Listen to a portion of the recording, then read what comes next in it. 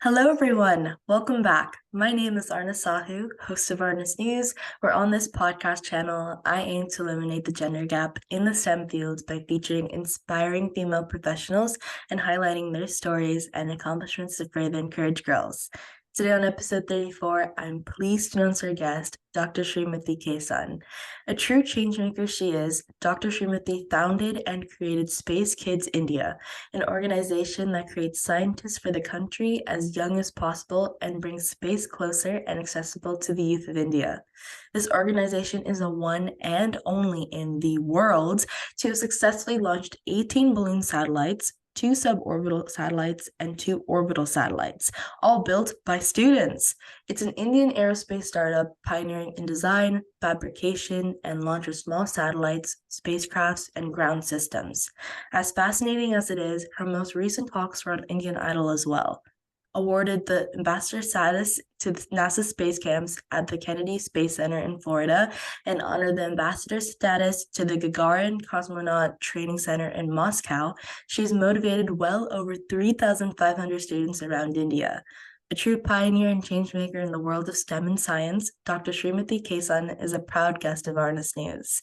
So thank you so much, Dr. Srimathy, for being here today. Before we dive into the questions, would you like to introduce yourself? Sure, I think you've given me a long introduction, Arna. That was so cute. Well, I think from the time we spoke and today, we're already having one other suborbital launch and another orbital. So it's 3 suborbital and 4 orbital launches. And exactly last Friday, we launched our satellite with about 750 girls. First ever time in the world that we were getting together, 750 rural children. And, they built payloads for the 75 payloads because this is our 75th year of independence. Of course, it's the last year. And, so that's the reason we built this. So let's go. Thank That's you so so much exciting. for the invitation. I'm so happy to be talking to you. Thank you so much. Thank you so much. I'm so happy to be talking to you as well. You're like my next role model. Thank you. Thank you. All right. So, my first question for you is tell us a bit about your career path. Okay. It all started 2010, 2009. 2009, a friend of mine, she had given me an opportunity to come to Miami, Florida, Miami, for a travel conference. Before that, to tell you a little about my personal journey, So I hail from the city called Hyderabad in Andhra Pradesh in India. And I was an all-rounder at school and college. I played about 10 basketball nationals. I was a state athlete. And I was an NCC cadet, a senior under officer who went to Delhi Republic Day as the best cadet of Andhra Pradesh, a paratrooper, All India silver medalist firing, and the first cadet to hold a sword and lead the parade. So this was my accolades that I'd collected over the years, and it was end of second year of graduation when I marched, carrying a sword in my hand. The same day, the guest who had come, he was an ex-army general, and he called my dad and said, my God, we're so proud of your daughter. What an accomplishment. We need such girls in the armed forces. So he gave an open invitation stating that once she completes her graduation, we'll be very happy to induct her in the armed forces. And my dad was super thrilled about it. But then destiny, he pulled out the wedding invitation of mine. So he handed over my wedding invitation to the general. The same day, we were leaving to Chennai in Tamil Nadu for my wedding. And the general was furious. He said, what are you doing with your daughter? All the officers assembled there was, everybody were furious. But then that's life. so, so got to move on. So from sword, I actually jumped to spatula. My TED Talks, that's how it is. From sword, I jumped to spatula. And I was a homemaker for almost 16 years. A Whoa. complete homemaker for 16 years. And there was a first time when my friend came, she pulled me out of, my comfort zone, I should say. And she said, come on, get going. She kicked me one on my butt and she said, come on, girl, you spoke so much that you wanted to do so much for the country. You wanted to be an army general. You wanted to do so many things, blah, blah, blah. Okay, I agree that you got married and everything, but now you're getting to do something. So that was a push. And from there, no looking back, I came to Miami. I saw the booth of, NASA. I was so fascinated. I was in tears. I was so overwhelmed. I spoke to the coast directors, and they supported and encouraged me. And they said, yes, you can bring children for the space camps from India to Florida. That opened up the gateways. And that's how Space Kidz was born. And, long story short, I was able to take about 3,500 children to NASA, to the Russian Space Center, and ESA also. But, continuously traveling to all these research centers, one thing got me really fascinated is satellites and rockets. I said, I think it's high time that we just came here and learned about it, have seen that, spoken to the astronauts and everything. I think we got to do something in action now. So that's where in 2015 got to start building the satellites. So with a small team of young kids, I thought of course, it's very, very difficult in India to do all this. You need a lot of permissions to go through because we do not have any precedents before. Nobody has set a precedence before. So it was very, very difficult for me to go past everything and do something totally new. And so that's where it was, I thought that, it should be more of the younger generation because they are the future. Why not we try in building payloads with younger children? I understand that ISRO was not going to give us, space in the rocket if it is children so young. But then, let's convince them, something inside kept telling me, it's okay, Mati, you can convince them. So that's how we convinced. And today we have 4 orbital satellites. So the journey has been beautiful. Started off with a high altitude balloon in 2015. And today, as you mentioned, we have 18 high altitude balloons, the balloon sats, and 3 suborbital missions and 4 orbital missions. That is so amazing. I love how you, although you had a lull in your life, your friend pulled you and you got right back in. So proud of you. Thank you. And my next question for you is, what advice would you give someone wanting to pursue a career similar to yours? Do you have any tips to succeed? See, generally, I'm a person who hates giving advices because I always feel that each person is unique. Each individual is born for a purpose. We can stand behind them, we can support them, we can help them, navigate them, guide them, do all this. But advice, no. But I would love to say that, though the journey is very, very difficult, it's very hard. I'm the only woman in this industry here in India. So it's very, very difficult to stand in that position. But yet it's such a beautiful industry. It's an industry of dreams. So fascination when you look up to the sky. So I think I want more girls. And that's the reason we built this Azadi Sat with 750 girls. We wanted to give them wings. I wanted to tell them there is another industry which is very beautiful, because back home in India, if you see, people only talk about medicine and engineering. Predominantly, that's the 2 professions that they are really attached to or fascinated with. But I want to break that myth, and I wanted more girls into the STEM and more girls into space, core space, because they're so good with multitasking. And I would really appreciate if there are, at least 10% of the girls from 750 get into space industry.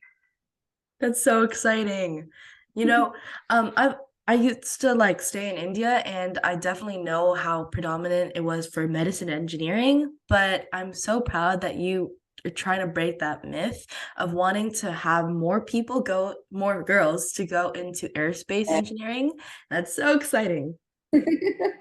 Thank you. Thank you, Arna. And what is a common myth about your profession that you want to debunk? Yes, this is what. In fact, I told you before you even asked, I guess. See, the whole myth is people think STEM or anything to do with core engineering is a man's world. So I want to break that. I want to break that. Oh, this is heavy. You can't carry this. Oh, it's difficult. You cannot calculate this. Oh my God, come on, come on. Gone are those days. Please give us an opportunity and we will prove. That's where I wanted these girls to prove to the world. If I'm going to do this in India, I'm very, very sure there are going to be a lot of other women who are going to take initiatives to pull their children from the rural areas, give them this platform, give them this opportunity, teach them, create an awareness, and create a career path for them. So that's the reason I wanted this as a role, a path breaking initiative. So it was a humongous task to do this because, India is so huge and vast.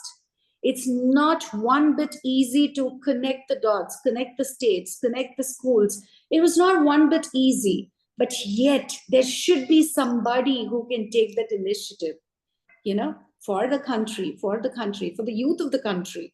So I thought I should do that. And grace of God, I've been able to do that today. I can see 750 happy faces. And not only that, these girls have become role models for the other girls in the country. So it doesn't stop here. Now to the world. So I'm very, very sure, the percentile that we are sitting on between 40 and 46% of women in STEM is definitely going to be on the rise by the next 5 years. Yes, I think so too. I definitely agreed when you said, oh, men should do all the heavy lifting or they should do the problem solving. I hate it when people say that because what are we, like just invisible? Because we can do that too. And so that's basically one of the main reasons why I created this channel. And I'm so happy you brought it up. So, yeah. Kudos for you. You're doing an incredible job. I did watch your interviews and everything. So much of confidence. Oh my God, a little child. I would call you a little child. And doing such wonderful things is amazing. Salute to you. I was so scared, at your punctuality and everything. I was scared. I said, oh my God, I gotta be on time.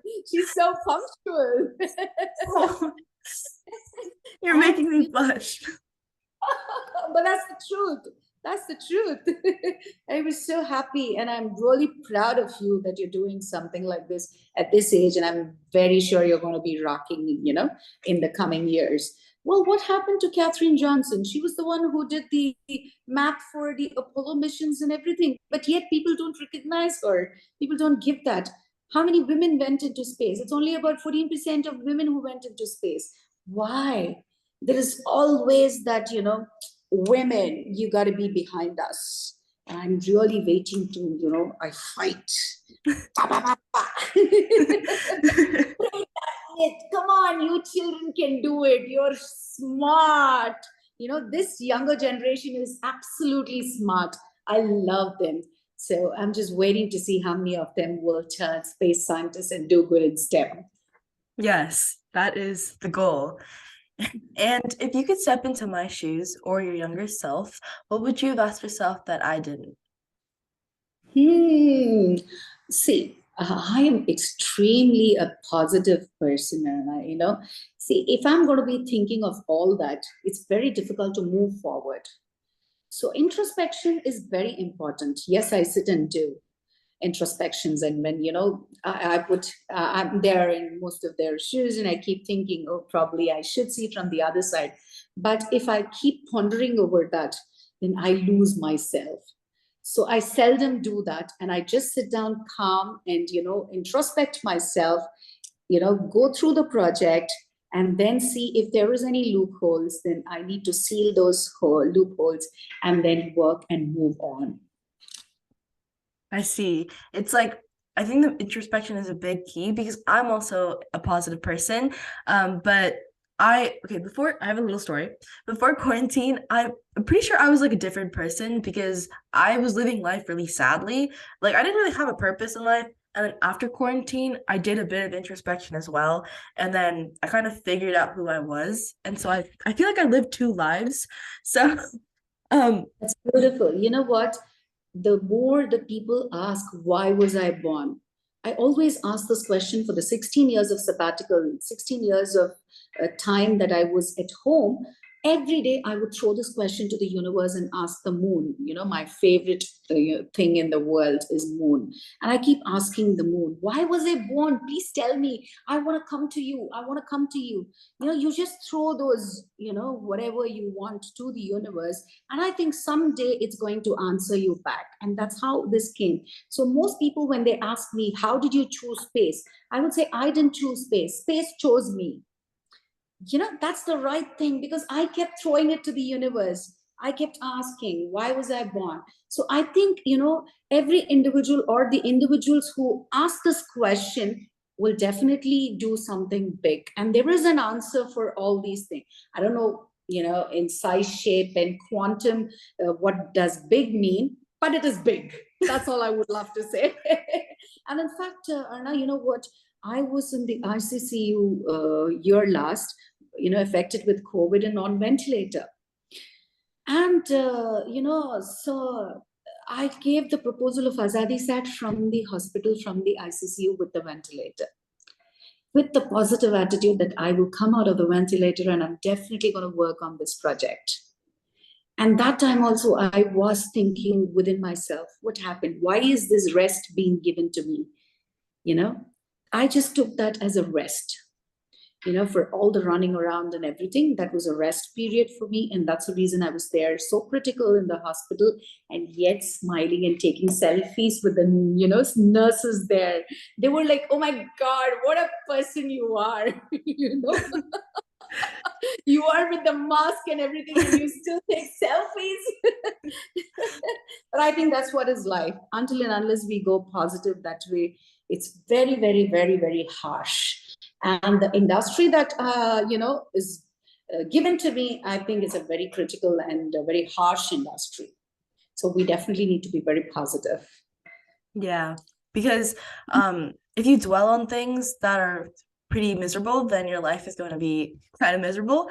But if you try, if you try to like look at life with a different perspective, then your life is actually going to be happy. Absolutely. I do agree. 100%. Yes. And what are the best resources / books that have helped you find your career path? Very honestly speaking, I'm not a book person, Arna. I'm not a book person because I'm a very fidgety person. I'm a very, very fidgety person. So, if I read the first page of a book, then I go directly to the last page to see how it's ended. So for me, my children, I'm not from the space or science background. I'm a commerce background person. So that's the reason when I couldn't be a scientist, I thought, why not create scientists? So on the go, I started learning the jargons. I started learning everything from Google, from the children, my team. They would teach me, every bit of the sensors and, how they kind of integrate the satellite. What is the frequency they use for the satellite? So all these things I learned from the children and from Google, I should say. So it's all the research papers. So whatever NASA publishes or ESA publishes, I kind of go and read those research papers to understand what are the different types of satellites and what are the different types of sensors that we use and everything. So that's how my learning has been. That's so cool. You actually learn from the students. That's Yeah. insane. And you also take the time to look at the research papers of NASA. That is insane. I'm so proud of you. Thank you. And what do you think is a vital factor that shaped your career? What was your life before learning it, and what was your life after learning it? Well, I would say, my life mantra has always been one thing, all through my life. I've learned it as a child that failures are stepping stones. So never deter, never be scared of failure. And always confident. Stay positive and confident. Definitely the universe will conspire and you will achieve your goal. It all started from being a class leader that I wanted to be, then the school leader that I wanted to be. Every little step that, I kind of conspired it in my mind and, focused so much that I threw it to the universe and universe gave it back to me. So the strong faith, absolutely. And beyond everything, the faith on God Almighty. That is my punching bag. That's my punching bag. I sit, I pray, I throw everything, and I get my answers. So being positive, being confident, and the attitude that we are going to succeed until the nth minute, I don't give up. Yes, listeners, listen, being positive, staying confident, and being determined until you end it off is what you should have. I think that's really important because being confident also means that you radiate positivity, and the determination to not wanting to stop until you actually finish your goal is also something that a lot of people forget about. So I think that's really important that you shed light on. People call me a beast because I don't sleep, I don't eat, I don't, literally, I don't breathe also until I complete the task that I've embarked on. So that's why most people call me a beast. Oh, she's a beast. Please let her finish her mission and we will talk to her later. That's funny. And my next question for you, since we have additional time, is what's one thing you wish you had known when you began your career path? um, I sometimes feel that, maybe I should learn more of engineering. I'm able to intuitively and practically, with common sense, I'm able to talk to my interact with my students and my team, and give them some suggestions and everything. But you don't know the jargons, the engineering jargons and everything. That puts me that kind of puts me off sometimes, and I feel low. But then I pull up and I said, at least through common sense, I'm able to say something like this. Oh, come on, buck up, Srimathy. So that way it is.